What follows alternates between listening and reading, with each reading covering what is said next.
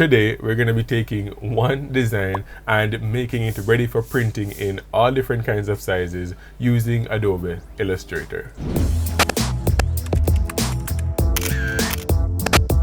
Now, if you're thinking about selling prints online or selling prints anywhere for that matter, it's good to have your prints available and ready to go in various different sizes to meet the needs of your potential clients. And why I'm choosing to use Illustrator is because you can have multiple versions of your design in one project window using the artboard feature without compromising the overall integrity of your design. And yes, you can use artboards in Photoshop, but I personally prefer to use them in Illustrator. And the techniques that we're going to be going over today, you can even apply them to your social media. If you want to make a design for an Instagram or Facebook square post, you can use this technique that we're going to be going over today to turn that same design into a story post or into a 4x5 post for Instagram, or even a Facebook display picture or a Facebook cover photo. All you have to do is know the different sizes that you want your design to be, and you can simply create a new artboard and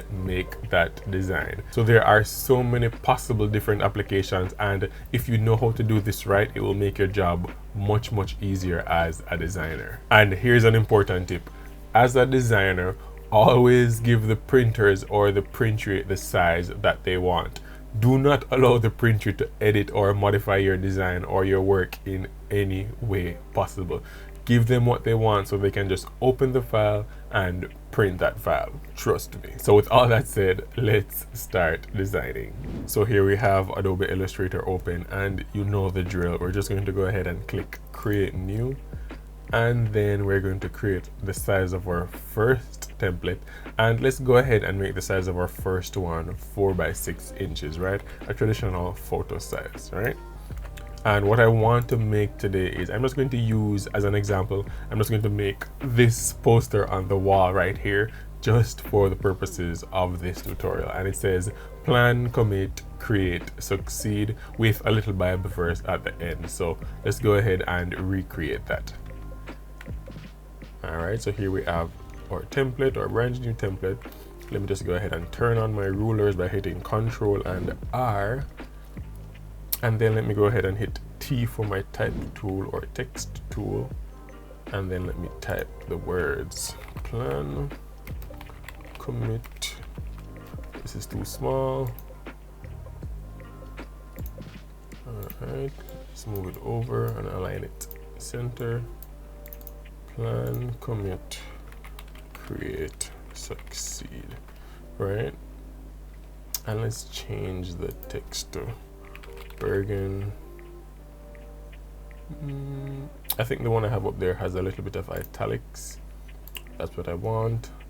And then let me just go ahead and save my project, Control and S, or I could have gone to File and then Save. And let's just name this LSPV 046 multiple size tutorial. Alright, and then let's go ahead and hit save. And then OK when you get this dialog box. And let's just change the spacing between the lines here by adjusting my leading over my properties tab here. Let's just bring this up some more. Let's make this about that looks good, that looks good. All right, then let me just align it, Control and S to save. Then let me just drag some guides out, you know, to about 1/2 inch on both sides, or on all sides rather. That looks good, that looks good, right? Then Control and S, and then the scripture that I want on the bottom here is T for my type tool, and then let's do Proverbs, or Prov, the abbreviation, 16:3, one of my favorite scriptures, and the version is NLT. All right, let's align that as well. And then I also want an @learn share photo underneath that. So let me just click on this, Control and C to copy, Control and V to paste.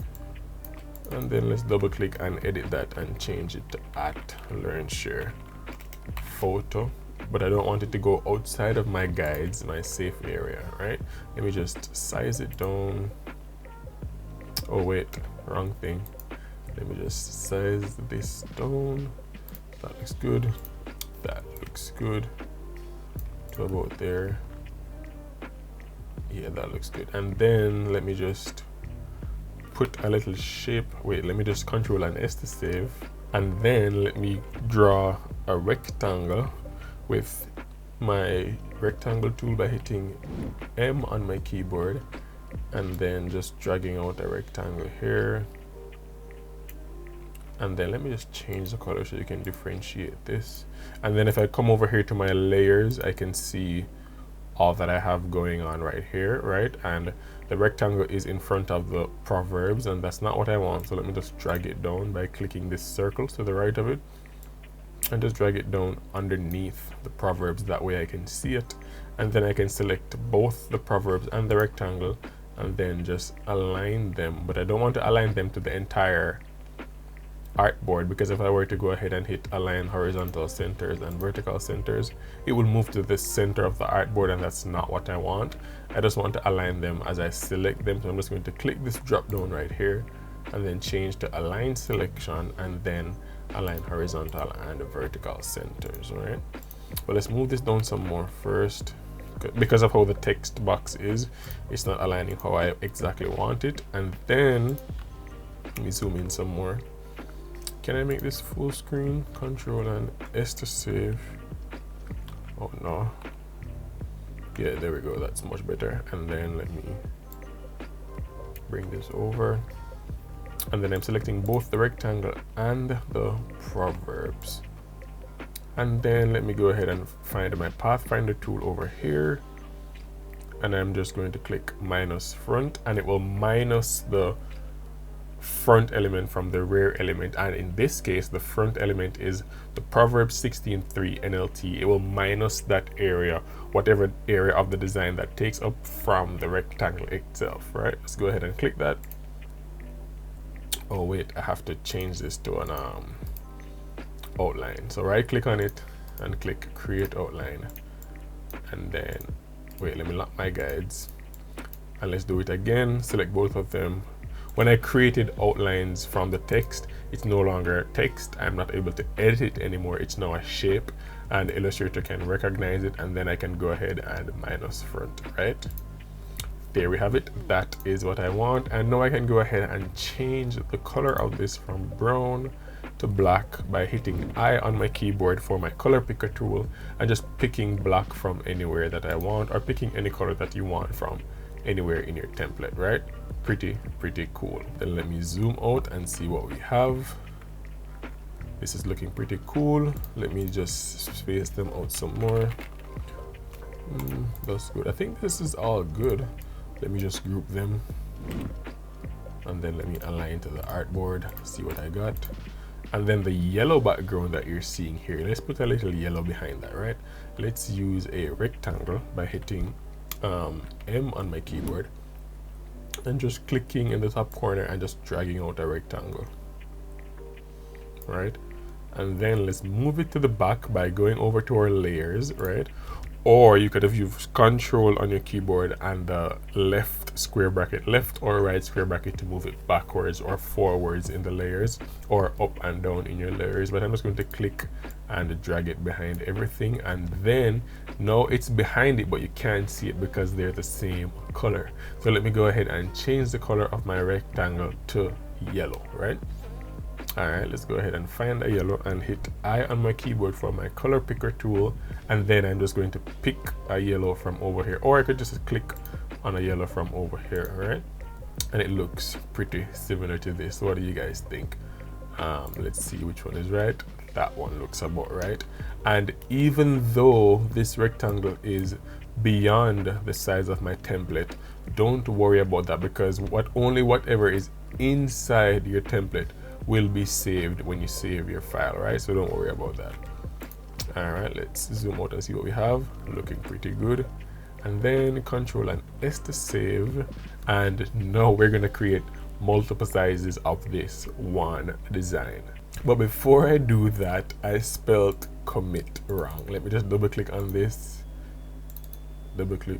And the reason why I have to double click twice is because all the elements are grouped. And if you want to edit an element that's within a group, you just have to double click until you get into the group, and then double click until you get to that element, right? Let me go ahead and hit I to spell this properly.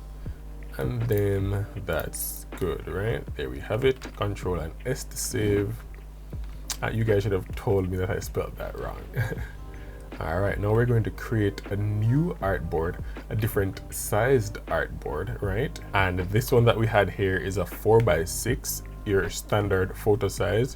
And let's go ahead and make a size up beyond that by going to 5x7 and so on. So let's go ahead and hit Shift and O on our keyboard for our artboard tool. But before I do that, let me just put some guides on the edge of my template here, right there on the 0 marks, right? Let me just put some guides right here.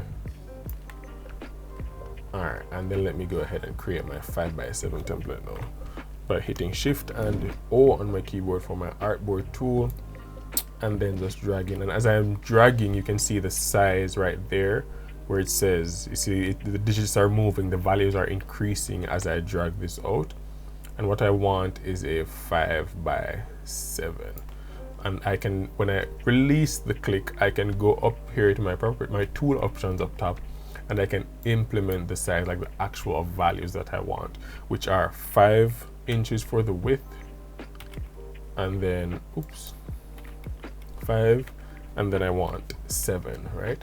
And then I can just align it right next to my 4x6. How cool is that? And let's go ahead and make another one.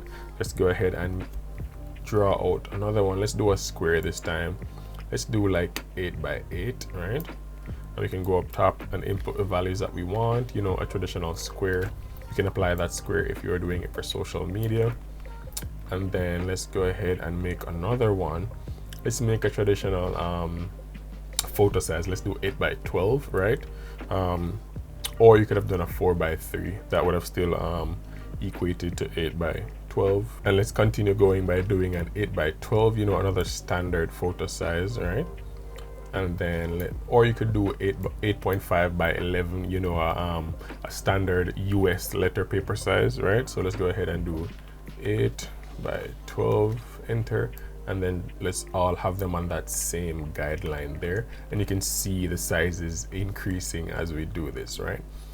And let's do one last one. Let's do an 11x17, a tabloid paper size, US tabloid paper size, right? And remember that your paper sizes may be different from mine based off of where in the world you are. Because, for example, in Europe, the letter size equivalent, the US letter size equivalent in Europe is the A4 paper size, right? And those are almost the same size, except that in the US, the letter paper size is 8.5 by 11 inches, and in Europe it's 8.3 by 11.7. So it's just a little bit different, but it's very important to make sure that you know what size your design should be, because that will be a great help, or it will break your design and your client will not be pleased. So always do your research and find out what paper size you need and what paper size your client needs. That way you can make the design the right size. All right, so let's go ahead and adjust this to 11x17 and press enter. All right, and there we have it. And I think that's all we'll do for today. All right, let me go ahead and press V and then Control and S to save. And what I'm going to do next is go over to my layers, and I'm just going to rename layer 1 right here by double clicking it and naming it 4x6. And then I'm going to copy all the elements in my layer, in that 4x6 layer, and then I'm going to create a new layer by going down here and creating a new layer and calling it 5x7. That's the one we have next. And then let's go ahead and do another one. I mean, you don't have to do all of this. You can have them all on the one layer, but this is just for the purposes of this tutorial, right? So I'm just going to pause right there, because if you wanted to create a new layer for each of the sizes that I just showed you, you just go down to your layers and create a new one, right? That way you can turn off each layer to see which design you're working on, right? And if you want to make small adjustments to like one particular size, you know where to go and make that adjustment. So let's go ahead and stick to the 4x6 layer size because we can. And then let me go ahead and click on the second one, which is a 5x7. And then I'm just going to copy all the elements. Did I already do that? Let's copy all the elements by clicking the circle right here on the right of the 4x6 layer, and that will select all the elements. As you can see right here, everything is selected. And then I'm just going to click on this layer right here, not this layer, this artboard right here, and then I'm going to click Ctrl Shift and V to paste them in the same coordinates. And let's just see where they went. They're all the way down here. I don't know why that happened, but this is where I want them on this artboard. And then let me just align them vertically and horizontally. And what I can do next is I can increase the size of all the elements within this design, or I can just increase the size of the yellow background to just cover the white area. And I think that's what I want to do. I'm just going to increase the size by dragging out a corner of the yellow background, and I'm holding Shift and Alt while dragging that, right? And you see, I didn't mess with the size of the plan, commit, create, succeed. I just increased the size of the background, right? Now let's go ahead and select all of these again, and then I'm just going to Control and X to cut them, and then I'm just going to paste them onto the 5x7 layer over my layers here. And now they're all on a different layer. So if I were to turn off the 5x7, see that's turned off. If I were to turn off the 4x6 layer, you see that's off, right? And that's how you want to manage your layers, as I was saying earlier, where you can turn off what you don't want to see and keep on what you want to see. All right, let me go ahead and just create a new layer because I just feel like doing it. Let's do it 8x8. Oops, sorry. 8x8, and let's do another one. We had 8x12, right? I believe that's what we had. And then we had 11 by 17 tabloid. And for if you don't remember what the sizes are, you could have just hit T on your keyboard and just like typed it out. Like you could have just went 8x8, right? And just have that right there. That way, even when you're working on it, you can still see, like, even when you're looking at all of them like this, you can still see which size you're working on. Whatever works for you, whatever makes your workflow easier, do it.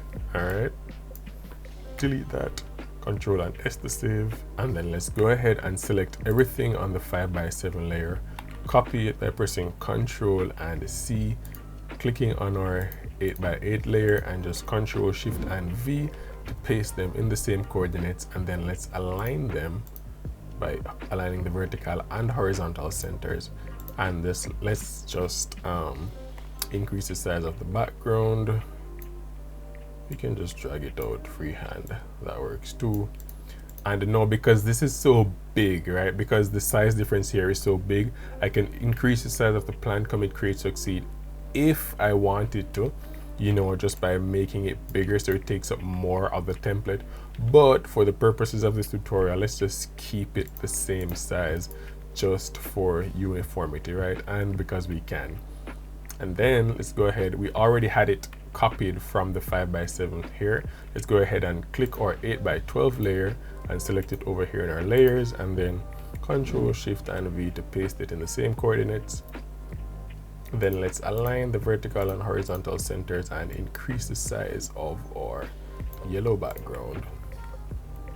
And let's do the same thing on our 11x17 layer. Control Shift and V. Let's align it horizontal and vertical centers, and then let's increase the size of our background. And obviously, if you wanted, because the design is so lost on this big template right here, you can indeed increase the size of this, but I'm just going to leave it like this for now. just proving to you guys that these are all the black design in here are all the same size, even though the template and the print will be different sizes when printed and when we export them, right? So that's very, very important to note. And I'm just showing you guys how much power you have here in Adobe Illustrator. Let's go ahead and hit Control and S to save. And this is all that we need to do. The last step that we need to take is just to save everything, export everything into JPEG or PNG, whatever file format your printer requires or your printers requires, and that's it. I'm just going to go File, Export, Export As, and I'm just going to export all of them as PNG.